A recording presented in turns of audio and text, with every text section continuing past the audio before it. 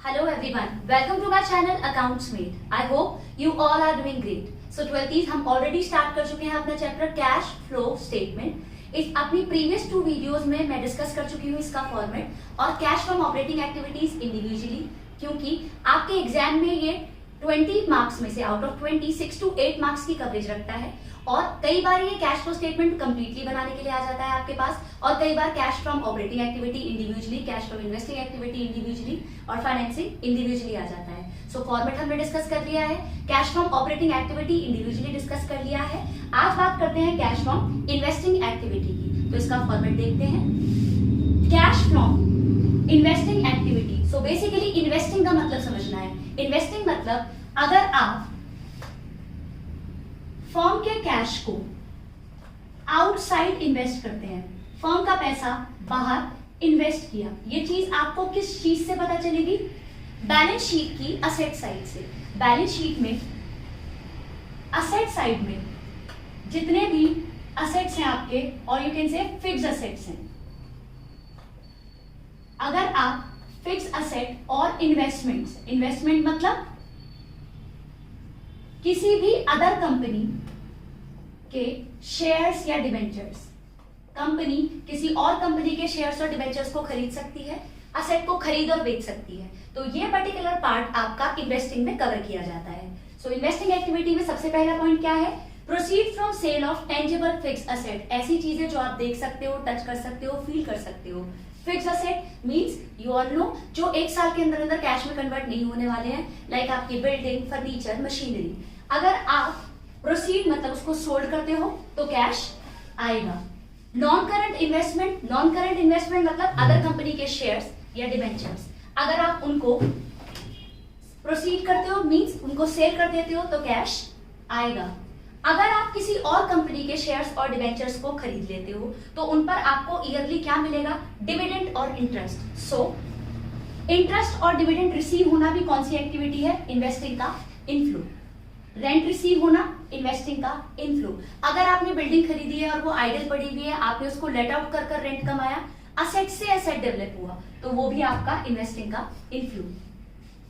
इन तीनों चीजों का, दोनों चीजों का यू कैन से ऑपोजिट। अगर आप टेंजिबल फिक्स असेट को खरीदते हो, अगर आप बेचते हो तो प्रोसीड होगी, पैसे आएंगे। अगर आप उनको सेल कर देते हो तो पैसे, अगर आप उनको खरीदते हो तो पैसे जाएंगे। अगर आप intangible fix assets like goodwill, अगर goodwill, patent, copyright, trademark intangible asset क्या होते हैं? जिन्हें आप सिर्फ फील कर सकते हो। अगर आप ऐसे असेट्स को, अगर कभी भी उनकी वैल्यू बढ़ रही है मींस आपने उन्हें खरीदा, खरीदना मतलब आउटफ्लो, कैश जाएगा। Non current investment like other company के शेयर्स या डिबेंचर्स, अगर आप उनको बेचते हो तो पैसे आते हैं, अगर आप उनको खरीदते हो, अगर आप परचेज करते हो नॉन करंट इन्वेस्टमेंट को तो पैसे जाएंगे। उसके बाद आप टोटल करेंगे, टोटल अगर आपका आता है पॉजिटिव तो उसे लिखेंगे नेट कैश फ्रॉम, और अगर आंसर आता है नेगेटिव तो आप लिखेंगे net cash used in investing activities. Hopefully आपको समझ में आ गया फॉर्मेट। करना क्या है? बेसिकली असेट्स को खरीदना या बेचना। अगर आप असेट को बेचेंगे तो पैसे आएंगे, अगर आप असेट को खरीदेंगे तो पैसे जाएंगे। अगर आप non current investment means other company के शेयर्स या डिबेंचर्स को बेचते हैं तो पैसे आते हैं, खरीदते हैं तो पैसे जाते हैं। अगर आपकी गुडविल कभी बढ़ जाए, क्योंकि अगर वो कभी भी घट रही थी तो हमने क्या किया था? ऑपरेटिंग में प्लस, अगर गुडविल कभी भी बढ़ जाए तो उसे परचेज मानते हैं, तो किसी भी इंटेंजिबल असेट का सेम ट्रीटमेंट। अगर वो कभी भी बढ़ जाए तो आपने उन्हें खरीदा, आउटफ्लो, कैश चला गया। नॉन करंट इन्वेस्टमेंट मतलब किसी और कंपनी के शेयर्स या डिबेंचर्स, इन पर ईयरली क्या रिसीव होगा? इंटरेस्ट या डिविडेंड, तो इंटरेस्ट या डिविडेंड रिसीव होना इनफ्लो। रेंट रिसीव होना, कोई बिल्डिंग वाला एग्जाम्पल, आइडल पड़ी थी, इनकम पर इनकम जनरेट की, ऑपरेटिंग का पार्ट हो ही नहीं सकती, इन्वेस्टिंग का इनफ्लो। होपफुली आपको फॉर्मेट समझ में आ गया।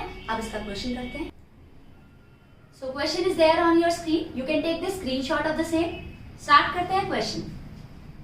From the following information relating to Akbar limited calculate cash flow from और used in investing activities for the period ended 31 March 2015। So आपको क्वेश्चन गिवन है, कुछ असेट गिवन है, उन्हें परचेज किया है आपने, उन्हें सोल्ड किया है अकॉर्डिंगली, और नीचे कुछ एडजस्टमेंट दे रखी है। तो स्टार्ट करते हैं क्वेश्चन। सबसे पहले लिखा है मशीनरी खरीदी 5 लाख रुपए की। सो मशीन क्या है? Fix asset. अगर आप मशीन खरीदते हैं तो पैसे आएंगे या जाएंगे? जाएंगे। कितने?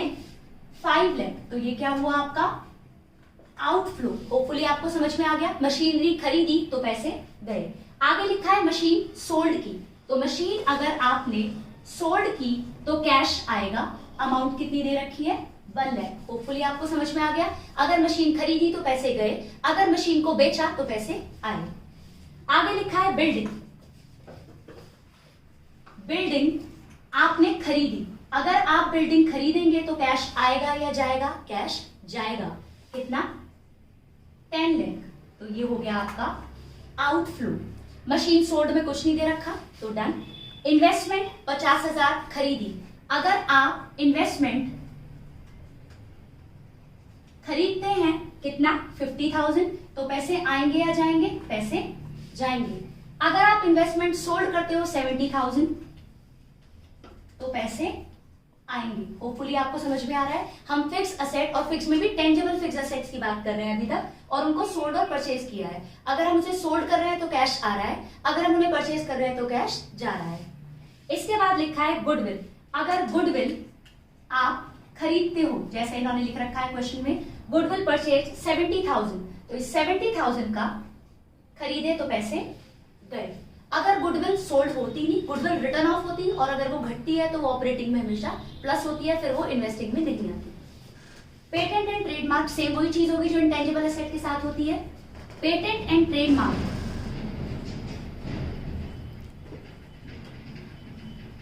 अगर आप खरीदते हो, परचेज कितना किया आपने? 1 लाख, तो पैसे गए। अगर आपने इन्हें सोल्ड किया है, सोल्ड कितना किया आपने? 20,000, तो पैसे आए। अगर आप इंटेंजिबल एसेट को सोल्ड करते हैं तो कैश रिसीव होता है। अब बात करते हैं अदर इंफॉर्मेशन का। First point, in the past the company had purchased a building in prime location. The building was let out and rent received during the year 50,000। Asset से असेट क्रिएट कर रहे हो, मींस आपको rent receive हुआ किससे? आपकी building से। कितना अमाउंट का रेंट? 50,000। तो ये आपका इन्वेस्टिंग का इनफ्लो। इसके आगे दे रखा है interest receive on debentures. Interest कभी भी रिसीव होगा तो अभी हमने पढ़ा था, interest receive, dividend receive other company के शेयर्स और डिबेंचर पर होता है, इन्वेस्टिंग का पार्ट होगा। इंटरेस्ट रिसीव कितना हुआ आपको? 10,000। इसके बाद लिखा है third point, interest paid. Interest paid मैंने कहीं भी इन्वेस्टिंग के फॉर्मेट में नहीं लिखा था। और इंटरेस्ट आप किस पर पे करते हो? अपने डिबेंचर्स पर। आप डिबेंचर क्यों खरीदते हो? क्योंकि आप उससे फंड अरेंज कर रहे हो। तो ये एक्टिविटी कौन सी हुई?